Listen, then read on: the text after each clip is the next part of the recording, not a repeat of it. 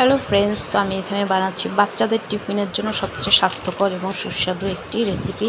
তো আমি এখানে সুজি নিয়ে নিচ্ছি এবং তার উপরে একটু দই দিয়ে দেবো এবং তার উপরে সামান্য একটু বেকিং সোডা দিয়ে এটাকে ভালো করে মিক্সড করে 5 মিনিটের মতো রেখে দেবো। 5 মিনিট রাখার পরে তারপর এতে একটু পেঁয়াজ কুচি, লঙ্কা কুচি এবং ধনিয়া পাতা দিব। এবার আপনারা চাইলে এতে আরও কিছু ভেজিটেবলস অ্যাড করতে পারেন, যেমন ক্যাপসিকাম, টমেটো, এসব, বাট আমি দিচ্ছি না। এবং এতে কিছু সামান্য পরিমাণ জল দিয়ে ভালো করে ব্যাটারটাকে রেডি করব।